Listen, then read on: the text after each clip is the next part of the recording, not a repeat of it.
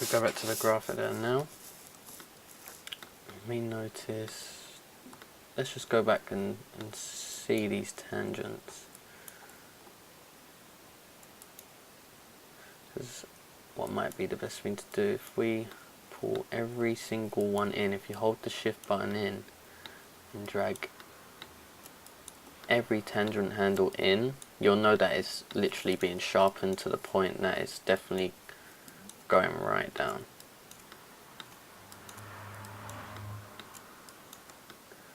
You may be thinking, well, it's just messed up your arcs. Not necessarily, because I can always go on this bit and bring it out here. But I know now for a fact that there's no way this isn't going straight down, because I've pulled them handles in and I've made them to the point where even more linear than the actual linear tool itself. So I'll just do that with the rest. I don't want too much hang time, because the momentum is getting lost rather quickly. It's not necessarily being held as much, because you could tell from the timing. Maybe if there's a lot more timing, I could have more hang time. But since this is a quick bouncing ball,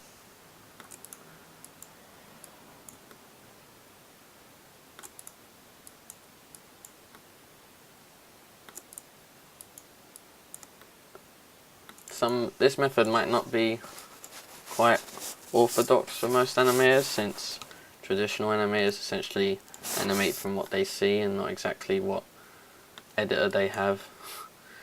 So let's leave it on that.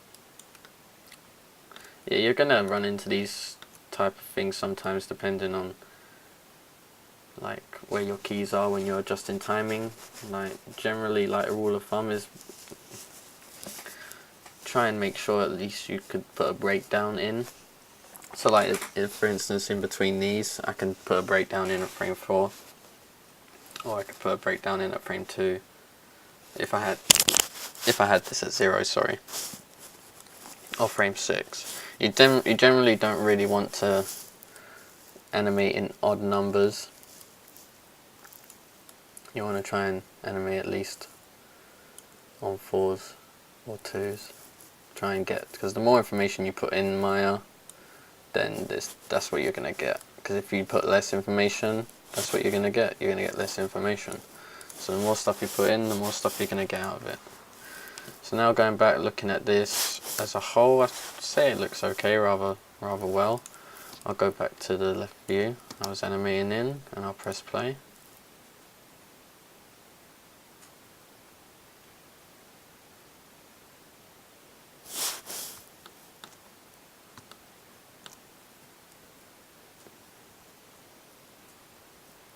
Okay.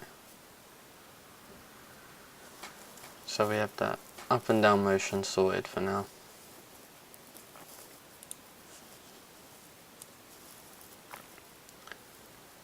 The next thing I want to go for now is the translate Z.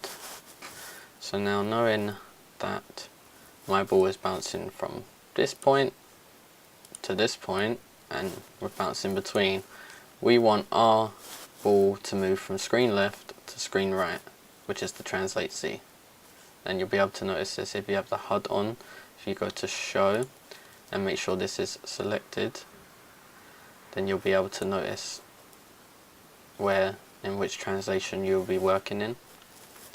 So now I want to move from screen left to screen right. So what I'll do is that, since I've only selected and keyed the translate Y, I can move translate Z anywhere I want, and it won't affect any of the other keys, but it would only affect that keys in that translate, if that makes sense. So if I move this here, I know that the rest of the animation is going to be here, because I have not keyed translate Z at all. It is unlocked, as you can see here. So wherever I move this left and right, the animation will play from where I've left it. So I want to make sure it plays from this side and then ends on this side, and not just end on the same side. So what I'll do, I'll put it, let's let's put it to a whole number, so let's go 2. And then we'll right click that, key selected, and without selecting any keys on these ones but the last one, go to the last frame, move it to about, let's just say 15. Now if we right click, select that, there's only 2 keys keyed on translate Z, which is here and here. There is nothing keyed in between here, and if I go into the graph editor and look at that now, you'll notice that there is literally an ease out and an ease in. But we don't want that, we want it to be a linear motion, since balls don't slow in or slow out unless obviously manipulated that way.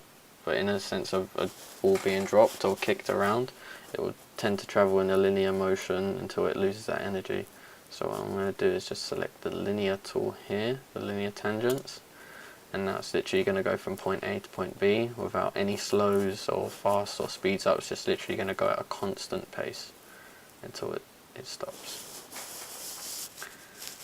But we don't, in general, this is like the rule of thumb for like normal motion with characters and everything like that, we don't really necessarily want to do this fully linear. We definitely want it to be linear from the start because it's literally dropping, but we want it to slow down at the end because it's lost its energy. So what we'll do is we'll grab that and we'll select the auto tool here, and that will basically give us a nice ease in to that motion. But maybe it won't be enough ease in at the point, so let's have a look and see how that looks in this view playing again. Okay, so you notice there's like a bounce or two that don't necessarily move that much at this point here. So what we'll do, we'll go into the translate Z and we'll do what we did with the translate Y, and we'll select weighted tangents and we'll break them handles as well as freeing up the tangent weight. We'll select this, hold shift, move it to the left. Same with this, we'll select this, but then we'll bring it in, pull it in, like we did with the whole bouncing ball with the translate Y and coming down. We want to pull it in because that's when it's at its fastest point. So this, for instance, is the fastest point, which is at the top, and this is the slowest point, which is the end, which will be curved into and eased in slowly.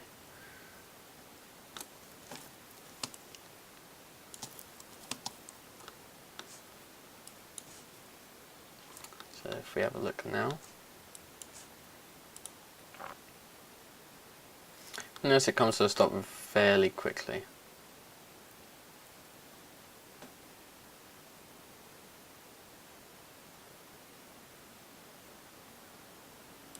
And you notice that it kind of bounces a bit too quickly on certain frames.